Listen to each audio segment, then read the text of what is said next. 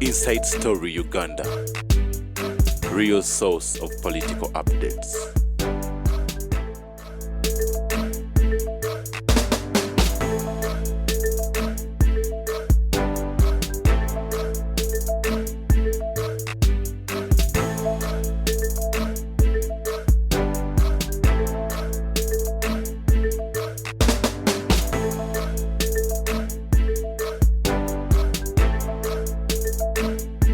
Inside Story Uganda. Sikola kati kuonta kuleko mulinzi gwe lwakitomala. Why are you not contented with their problems? Mboze na bagamba mboze na bulira aba America. They are stupid. Let me tell you, okumanya abana abo basi ba sente za COVID-1 ne bazigenda mu America, ne bazitwala mu Europe, ne baziteekayo obusiru. But never investing in. Yeah, never take a account. Never goes account. Kakati obusiru bwawe. Gundi lwamirama minister. Tayinza kudikira linga gundi kalantidi mu kitundu note manyama. They ask you, where did you get it? That's why they arrested the poachers. The poachers asked enyama yembogo wajijeo. Ujirunda. You arrested, you are guilty. These younger boys, what they did, bakwata sent millions of dollars or pounds, never where's up account. This is when all of the countries were starving. Ngabonaba agarachi. Kati aba banka bagenda okunotsinga. Nga account izo neziva mu Uganda ziliko sent. Contrary to other accounts ez'abantu abalala. Ne babuuza which business are these people doing in Uganda that thrives in a COVID situation. Account is able to bazikwata. Ate bwe bazikwata bali abasajja bagezi. Bana abasiru bayina abaana baabwe weeru na family zaabwe bagulayo amayumba. Kati buli eyajjanga okujja ssente ku account eyo nga sai emufunako details. Kuba in Europe, in America, you have to leave with the details. Kakati most of these people abagenda okujja sente ku account zino have been identified. They have been rounded up, waiting the deportation. Biden has directed all of these accounts should be frozen and the money be handed over to IMF. IMF will repatriate this money to Uganda and the new government. Waliwo kuaba abasajja eyagendete ku ATM nemuga you are wanted. No, you are wanted. Mu America. ATM yamuga you are wanted. No, you kaduka naduka. Kakati bagamba nzembi bakola. No, you are stupid. You are stupid. In fact, their camp is divided into two. You cannot fight Kadaga. Kadaga mutaddeko 5 billion. Nti nankabiri wa mukubi. Why? Otalo nyingi doro. Otalo rugezi. Tayina yalaga nankabirwa. Then nankabirwa akalukamu kuba. Mukube wajjo anti amukozesa. Nankabirwa. Omanyi abaana. When you look at nankabirwa tukita sampling. Nti the nankabirwazi who are political turncoats. Balowozesa aba Western and fena bwe tufaanana. Ndino Buganda bunamo ndoza tuli basente nedda. Mfe mu Baganda muri mufe bakarias amwekaria. What you see him here, which I have about with the human being, is the flesh and the first one. Otherwise, I'm an Indian in a different car. Siri muntu chovona mukubye ne muyuya. Esiyo ne professor aganti ono mwana kati mulwadde wa mutwe. Naganti I'm going to act tough. Nafu katu akitinge tough. Katu kunganya abantu tukenenga chogere gwanga lyonna ojja kutema. Biden yalina abantu bana abawadde Pentagon kitegeeza strikes oba kuba noonyanga Bin Laden. Oyinza okubeera mu mulenzi gwe. Kakati obujinga bwabwe beeretedde bokka problems. Nti they don't know how society y'abantu how it operates. A man like me, if you kill my son, I kill 4 in your family. But yes. Nze sijja kufa. No. Gwe wamukoze kanange nkulageko. Sijja kukola mu family eno gye wawasa ngenda kukola mu family mwova otegeere ku nsi kuno mulenzi gwo oyitiridde nkuwulira nkukwata ng'oyogera oyitiridde otuuse ku bujozi we bukomera ffenna tujja kututta otte kadaga otte gundi miyingo otte pps otte nakyobe oliko bulizimu muzimu gukutabula wano yaleeta kana kawala ka UCC kajjeko pologulamu zange n'agenda mu YouTube ne baziremezaako nazo zikulemye even killing my son failed okutta omuntu kyamukubya ekigala kya muntu ewammwe kisajja gwe kiserikale gwe ewammwe tewagenda kuddayo ewammwe bonna ngenda kuseesaayo nga muka because for me I'm seeing for coffins I'm seeing a lunatic I'm seeing a soldier who shoots his fellow soldiers and is killed. Twogera ku nsonga ya Kadaga nze n'ekintu kye neewuunya nti palamenti ey'ekkumi eriko essaawa zino eno oluusi nga n'abasinga a third of it yagudde tegenda kuba nti ate lwaki discussinga speaker agenda okuddako. I'm a strategist. Nze ntula wansi n'emplanning. Mbabuuza how many hours do you spend in a day analyzing issues? Abantu bano bemulaba tebalina magezi mu mutwe. Most of these arrogant boys abaganda tubayita gundi abaganda tulina bwe tubayita nti gundi oyinza okuba nga oli musiru towesanga mu kivu kati kankubuulire Uganda is 24 hours under the microscope of the United States. Why? Mubaraka yagenda Bashir yagenda Mobutu n'agenda Mugabe n'agenda Gaddafi n'agenda Moi n'agenda Museveni is the remaining president owa generation yeyo myaka 35 emyaka 35 eproblemu eriwo ti America ekyusa ba president buli myaka 8 kati buli president wa America bw'otunulira dola ya America eriko pyramid pyramid eyo si ya America pyramid yaba Misiri kati pyramid kitegeeza ti buli president wa America ayina omwaliro gwagatta ku America buli president wa America aliga papa tiwabeerawo papa ajja najjayo erinnya lya papa eyaliwo bafaanagane nga bw'olaba mu Buganda Semakookiro n'Ejjunju baaliwo yes Semakookiro n'Ejjunju omuyatta munne mu Buganda over the throne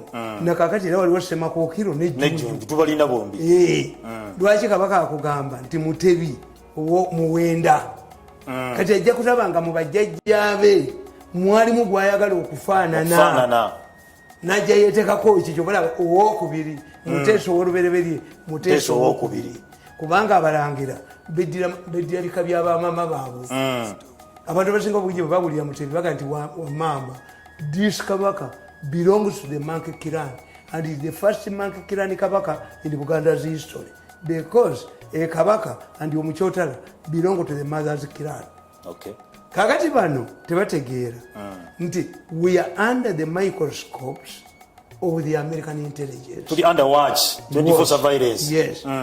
Nabagamba nti nga mina Galubindi ngaliwo omusajja omukulu n'omwana omuto Galubindi eyo neebola baga nti ani ajibbi era bamusajja mukulu yeetaga Galubindi. You are right. Museveni tasobola kulwana lutalo mu international committee na Bobi Wine. Bagamba nti after 35 years people want to change. True. So even if Museveni defeats Bobi Wine by 80%, the international committee cannot accept it. This is extraordinary. After 35 years, people would be on it. Baba gonna change. Definitely, what chiri. Two, nti Gaddafi yawona Reagan, naye gundi yamutwala. Obama. Era Gaddafi yali musajja mugezi. Gaddafi yayogera ebigambo bisatu byenzijukira. When they arrested Taylor, Nigeria obasajja yakola naye endagaano. Lekera na iva mu Liberia oje tukuwe nyumba ne benefits obeere mu Nigeria permanently. He agreed. Obasanjo goes to Bush ngayagala third term. Nenga vice we Atiku amuli bubi. Bush namugamba, if you want America to support a third term for you, surrender Taylor for trial. But Teira abazungu bagezi Teira bamuleka nadduka mu America mbu yadduse escape ng'omusibe ngani omulala najjera Liberia n'alwana olutalo kuba Liberia was bought by the Americans to settle there blacks who had feelings roots in Africa. Yes, territory America yajigula ne bendera yayo naki kakati Teira bwe bamuwaayo in exchange for Bush's acceptance. Bondi yayogera ni Gaddafi, if Obasanjo surrenders Teira to Hague, all African leaders will die in Hague. That was Gaddafi. Gaddafi ne bamubuuza nti president wa America Obama omwogerako yagamba that one will, because he is a black, he will suffer inferior complex and he will deal with the fellow blacks. That man is going to concentrate on blacks because he cannot handle the European, the whites. The whites. Era ye yamutwala.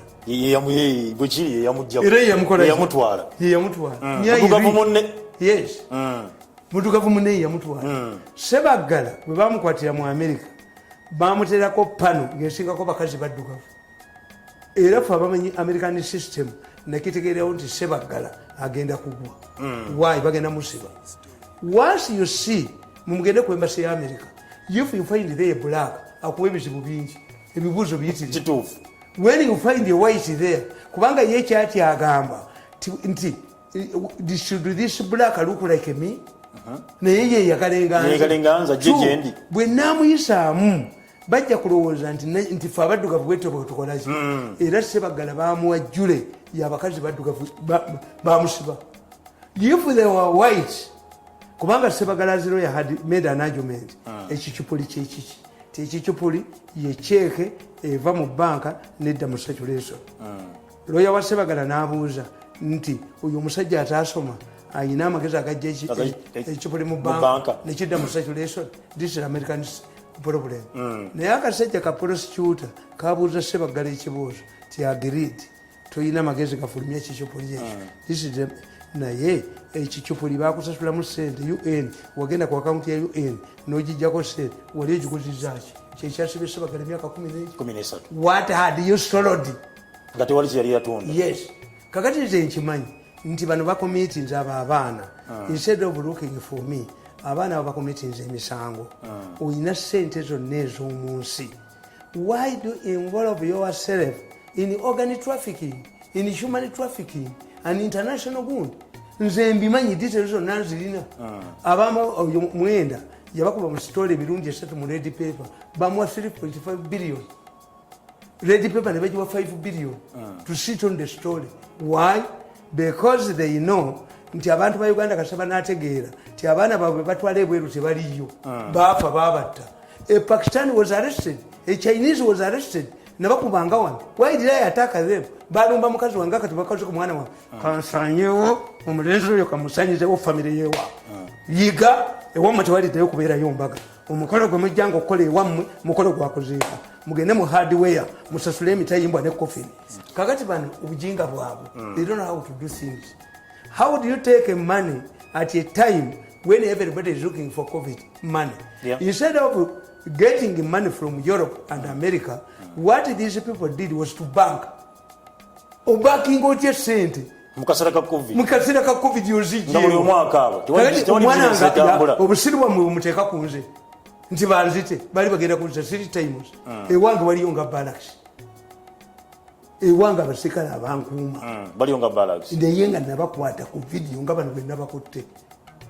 Kakati ekizibu ekirala kye bayina nti human rights violations abo bakandiho military intelligence mweri kuba kandiho kyasinga okumpalanira ne Kaka Wayiso na Ikundi nababuulira nembagamba ti wa making a very big mistake kuba bo tebasoma singa batuyita ekyankwanzi.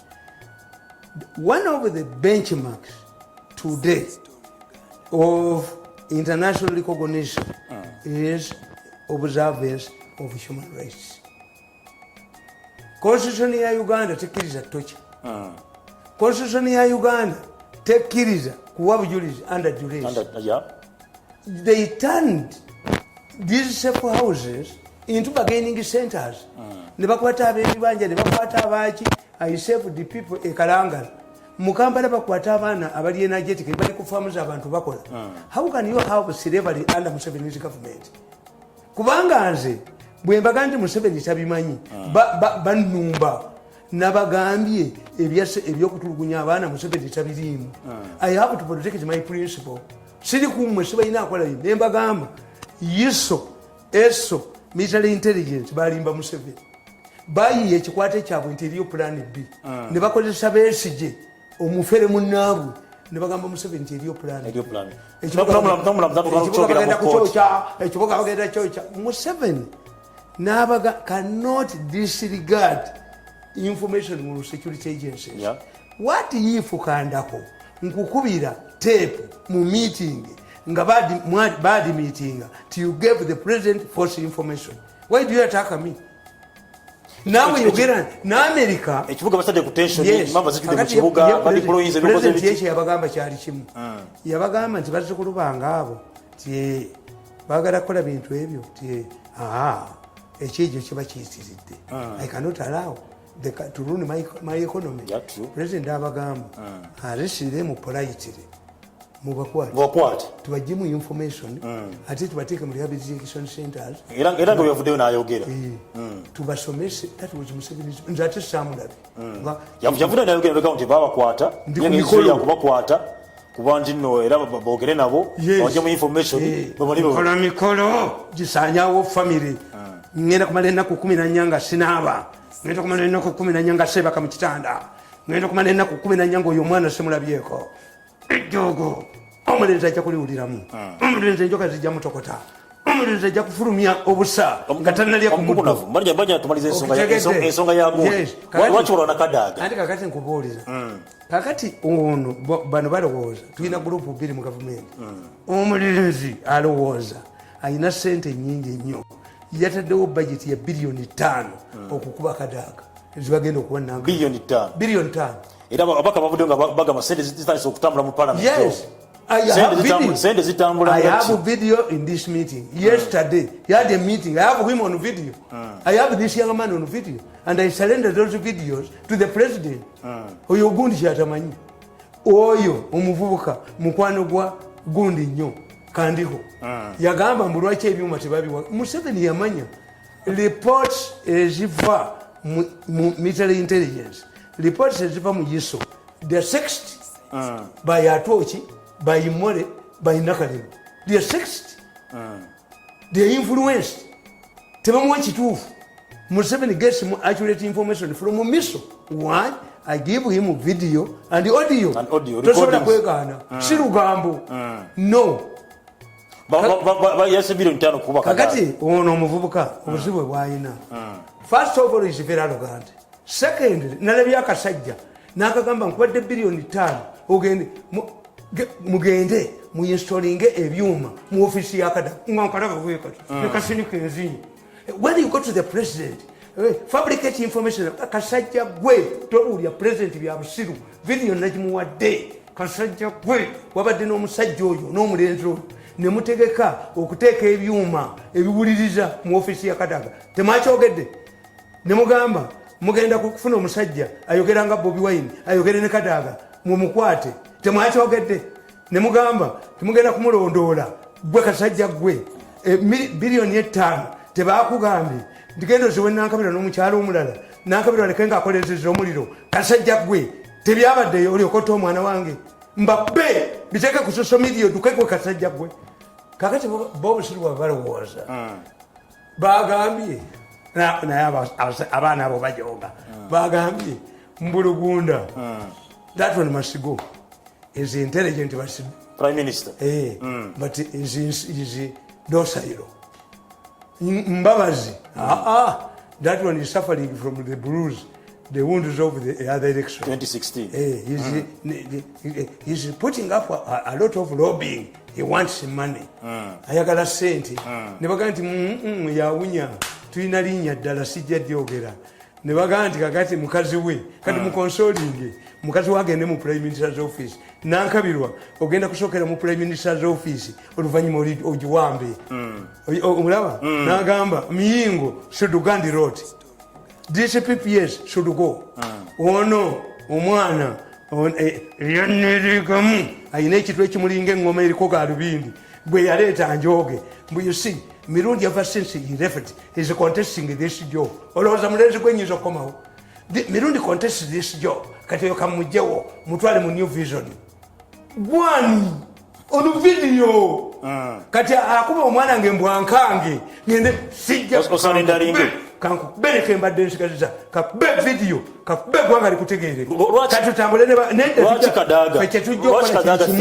kati Museveni takwata ku mukoddomi we fetugende kumunikira ekibiina kye bwe kiba nga Kadaga mwagala ku video tayinza kwegaana Kadaga mwagala yagenda miyingo temuli n'abako bagenda ayagala minisitule ya ICT n'oyo agenda ayagala minisitule ya health n'oyo agenda gundi mugundi ne gundi ajagala eno UBC naye ajagala nagamba yagambye mbu abo badozoners ate ku bukoddomi bwe yajereze bali yagambye eriyo omuntu omu ono lawyer oyo wenakaseke mumuleke oyo donoza yagwayo dda ono video alumba mwana wange mukuba netta kankutunde kankubunyama wanga erinnya lyo lyatuuka dda ku desika ya Biden mulimu liyinza okuba kumanyana Biden yaweereza Pentagon for possible strikes bakuyolenga Bin Laden va ku mwana wange va ku famire yange bw'oyagala okufa tekunamira katonda bw'obanga oyagala okufa ate fe mwana nga bannabuddu tukugamba omuntu agenda okukuleetera obuzibu omulenzi oyo ejjoogo lyonna lyalina ngenda muleetera obuzibu fe Abaganda batugamba nti waliwo akalemanjovu akalemanjovu kati kazanya buzanyi enjovu yakalemwa akasiisi ke katta enjovu akasiisi kayingira enjovu mukutu neryoba emiti gyonna akasiisi kaveemu idyeriza kukirisira kakati ekyokubiri fe Abaganda batugamba nti ekiwemula omukuumi w'awaka omulenzi oyo nze sibeeranga kukufaamu ye wagenda okujja mu gavumenti ng'olina engatto yalumwa okuwasa mu famire wayina engatto ng'esaba enkuba nze tewali yali andabyeko nga ndi mwavu ako katumwebaze kajja kawunya olumu nga kadipitala disi I come from a very good family. I have family ya Mirundi. We are arrogant, we are landlords, tuyina buli kantu konna. And we live a humble life, highly respected. Kati atenze mu family, nze n'emizinga gyamu. Family, gwa jeno. Nze jeno eno ya field maso. Bajja wange kusinza atwagazaaki. Ba nkukubya ladunga enkuba tetonyi. I'm just respected by my mother. Uyu omusajja mu byaladunga enkuba tetu omulenzi ne mu byaladunga ndi wange waka muzai Tamale banaganda ye omulenzi ono ne banne who are interdicted bo balowooza they can capture the state balowooza nti balina okuwamba buli institution zonna Museveni agenda okugenda but mbadde mbuli abaana bange nina abaana abalenzi njogera nabo waliwo omugwe mbadde njogera naye ne muganda we yanyiziza yakoze kino na kino nze ndifula in many cases family ye waffe ganti yogera nnyo ebintu bya family but we're not cannibals, we're not what obusika okulwanira obusika kintu kibi nnyo kituufu. Why? This young man believes that he will put puppets in the strategic places. Puppet, nobody can become a puppet. Even Yoranya, amagezi gayina, onumwana tajja mufuga. Bwekiri. Once, why do you explain? Teyasoma political, sema teyasoma. Taina teyasoma, kankubuli. Why do you believe that Levi Patrick Mwanawasa turned against Chiruba, his mentor? Why do you believe that Sally, the Prime Minister of Wade, has carried out persecutive measures against Wade's family, the Prime Minister? How come has this young man found out why Batalingaya made sure that she did not have a successful life.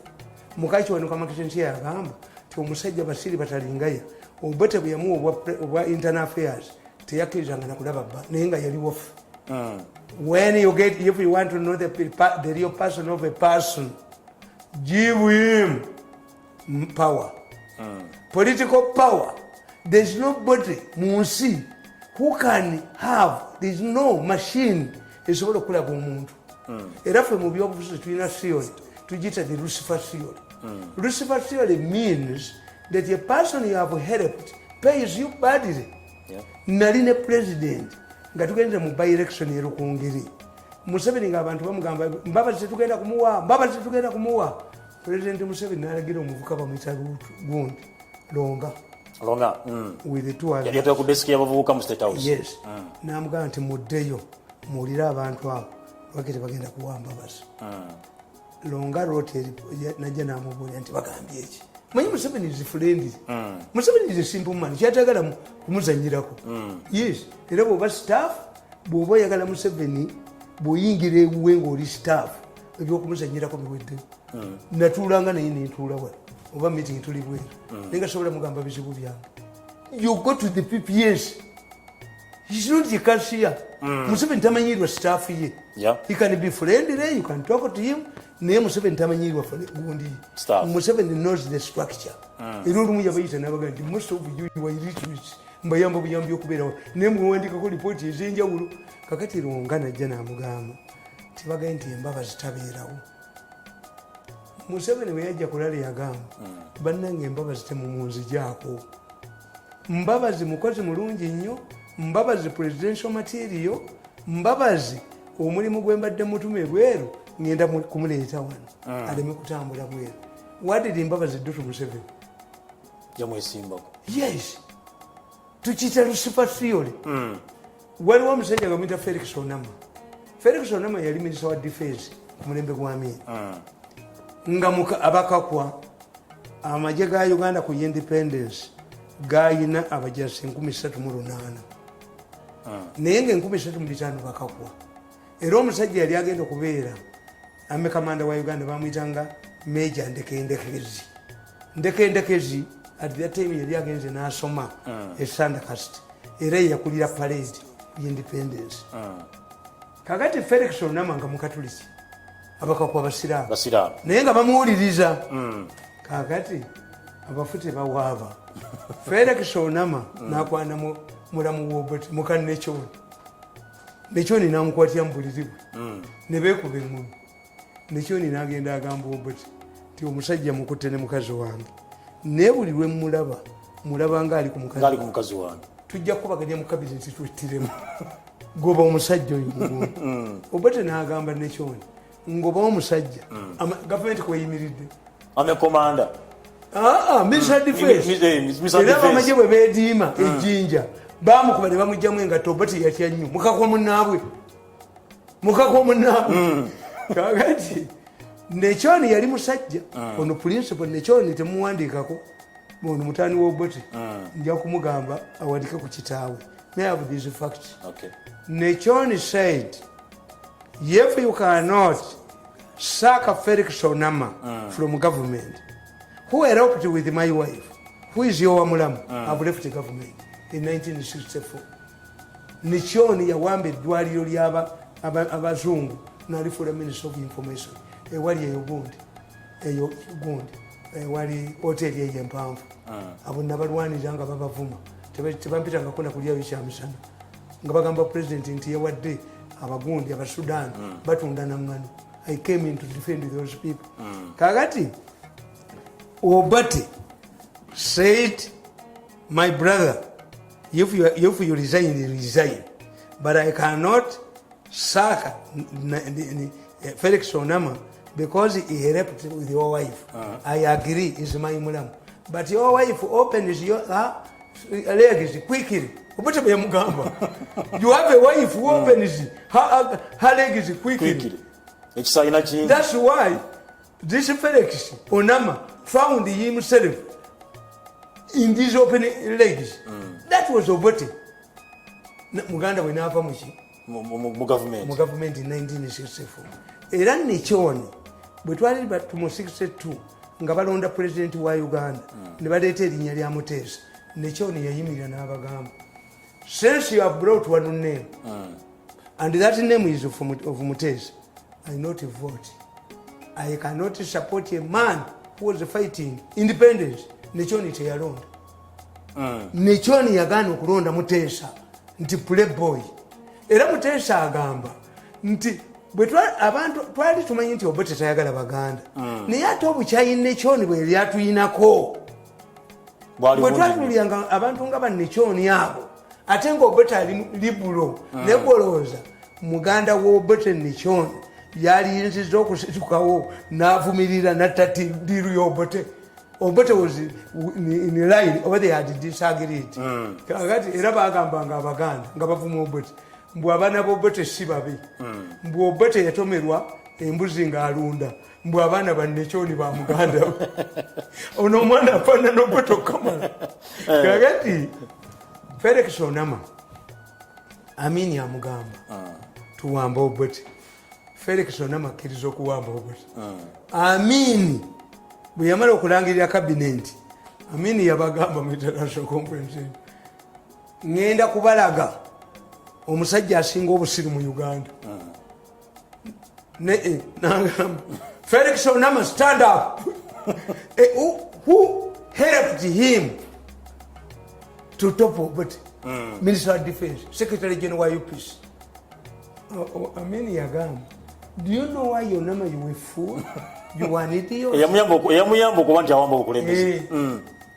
This man Obote spared you when you had eloped with his brother's wife, which was a job. How can I convince you to top such a man who returned you in his government? Can I trust you? Omanyi Amini kye yakola yagamba muleeteyo akabuzi akalume n'akabuzi akaluusi n'abiwa Felix Onama olw'obusiru bwo nkuwadde embuzi zino. So why am I explaining this?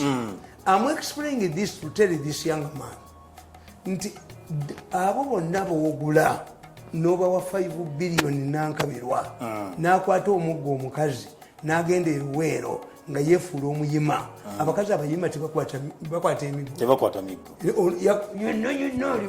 Effeesi mbi, ebbode mbi, omutima mubi. Kati nankabirwa nyina kiri yasoma masters in conflict resolution.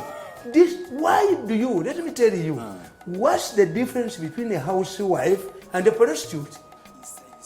One is for money. If this young man gives Nankabira 5 billion to buy off, to create a fire, Nankabira, you were hunting the dog for this man. You were political prostitute. You are not out of ideology. Nti omukazi ono wewaka mulagaana kakati ono nankabirwa abo nakalebya akasajja nga kazina n'okuzina. That's why I like you. I'm going to be tough.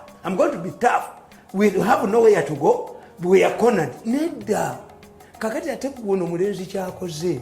This is a time to harmonize. Ebweru babagobyeyo mu kibira. Omuganda gamba nti osobeddwe kane mu kibira. Kakati mwe mwalikoze mwalitegedde nti Abamerika babayingiridde. This is the time to create. Sikulwanyisa bakadaga. Bring the money back. Mujje sente zammwe zimukwese makutiya. Mutandika okukolera abantu.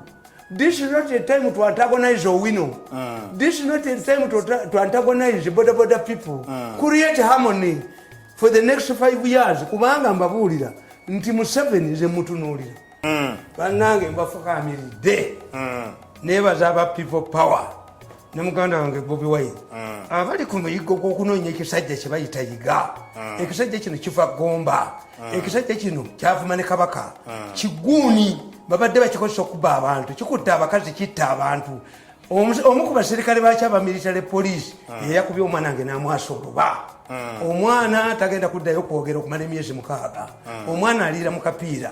Bannange mu nnyombi nga nange bwe ngenda mu byuma bitunoonye essajja lino esajja muli feffette esajja libeera nnyo mu maloogi esajja libeera mu mahoteri terisasula esajja lisule mu balakisi oba abaganda bagamba nti obonaabonanga eyabbe ku mulumbe naye akubye omwana wa mirundi abonaabona atya banaye munyambe ndi musajja mukulu myaka 6 naye sifukamirangako naye esajja teriyinza kuba mwana nga neweka mu kkubiro ne mutanyamba kulifeffetta yiga mufeffette esajja lino mulifeffette mu mahoteri mulifeffette buli wamu wonna esajja teriyinza kunzitira mwana yes ngenda dinoonya mubanka muttaka nabalinayingira mu binnya by'emmesi tujja kulisokoolayo tujja kulijjayo tujja kulikwatayo tujja kulifatayo tujja kuliyoolayo tujja kulijjayo weewaawo ensonga abantu bagiwulidde ensonga abantu mujulire nga nziramu buwandi bajukiza nga mbasomera enamba ey'embuga eri 0709 009900 wena ensonga yonna eyakulema egala okuba nti ekwatibwako Tamale ebintu gibeera nga osindika obubaka oba nga tukubira essimu ku namba eyo ensonga ejja kubanga ekolwako olina buzibu bakuwambako ttaka lyo olina misango gyalemera mu kkooti olina bukimu bakulyaza mu biki byonna beera nga otukubira essimu ojja kubanga ensonga yekwatibwako tumalize muganda wange ono yeerabidde obusika tebabulwanira bamulonda bulunzi obusika tajooga bantu bwekiri nti bano banankabirwa mbw ajja kubeera prime minister kati sobuhu omwana byebigezo ayinza okusanyuka nga bakola diguli tekisoboka you are an agent, you are hunting dog with this man we get the man has allocated billions nankabirwa bamuwadde 5 billion awakane abeerenga palamenti ayagala kubanga gikyankalanya egundi ofisi ya Kadagala bagibagging and the person who was instructed awakane mukube ku video awakane nti bafuna omuntu ayogera nga Bobi Wine bamukitwale wa president instruction when you reach the president kana kasajja kwogera ne president naye kasajja gwosodde nnyo kuba siddi yamutuusedda n'atugira obusiru akasajja kano kasiru nnyo kasi nyama I know you that's why I want nga ye professor mugambi professor ya mugambi professor yamugubye mu office ye that you were mentally disturbed omwana ono professor yagait maybe omwana ono ayinza okubanga yagala kuwamba sezaalawo is determined enjogera gyayogeramu kambalageko gundi nange kankulageko nange jogero kankulageko bwe banzita ensi emanya nzise ku nsi mukabuli ne muggulu mulenziko tolinjogako temujja kunjogako ye gurupu yemu yeyatumye lino bannanga bamulikwata temulitta tumale kulibolooza tumala dibolooza ajjaga kubaga muggweko ajjaga kuba ate tusigenda kwa president I don't go to the president is only a wicked kid who goes to his father ngende kwa president nga masini mu nyumba mwezi sibyo masini za togena kuwaba nze ninendeku njiteekemu amazzi nenjitula mu bwenti nenda ba meeting zabo yes ngatoli wakuzanya siri wakuzanya nganebadde mu beraddu tetewucha ninga nti omulenzi oyo mu beraddu ne galubindi zimasuke tukujja kuba abaana balisi tubagala nnyo singa yali talina bazzukulu ba Museveni nali mukoze ekinene nalisosere mukwatako mukyenda abaganda kibayita okukwata mukyenda omulenzi oyo naye famire yinyiza ekikwata mukyenda yisi yindi gikwata mukyenda kuba tuyitiriddeko banne bamugamba let us compensate this man offload me ngendekola emirimu gyange emiki emirala naye obusika tebabunoonya bwe bati ekenya waliwo omusajja nga bamuyita mugundi ani koinange yatta banne bonna ova obusika naye teyebulira obusika tebabulwanira muwati nsududu mu myaka gya Museveni egisigaddeyo create harmony mudde mu bantu mwayise bulungi navaayo nakola clarification ku nankabi bulungi nnyo tulina we twatuula basamu kuteesa baprofesa tebalina musajja ono because I want to tell you Museveni mwatakwata ku mukoddomi we n'amuteminga Biden yajja muteminga Biden will tame this man Biden will raid him will tame this young man Biden will tame this young man because already he's indicted Mutamale ngomaliza ensonga mbadde nenyera ensonga yacu kwateko kakati yagambye nankabira should fight Kadaga beyanako let me also fight you beyanako ekyo kulibeko birikoma obonzito nziti obonzito nziti obonzito nziti nawe mulenzi gwe bali kutta obonzito nziti nina ensonga nyakwogere bulingi yowammani kubanga ezebweru bazikutte zonna. Two, the American government has decided all properties owning to Ugandans should not change hands. eziri mu America zonna ne China olaba ne China ne yabikutte waliwo kana kawunye nnyo kabadde kalina ekizimbe Taiwan bakikwatiddewo Kongo bakikwatiddewo olaba ne Ramaphosa yabikwatiddewo ne Uhuru Kenyatta yabikutte. All properties belonging to Ugandans outside Uganda cannot change hands. Tokyatunda tokyakola ki biri awo waliwo yagenze ku ATM nemuga yowante kanyumedde nnyako abaana bonna abalirelated ku families. I had to explain myself. I was contacted and I had to explain myself. Although the title appears on my book, senior advisor, I have nothing to do with this government. Government wajeganye. Many Ugandans are now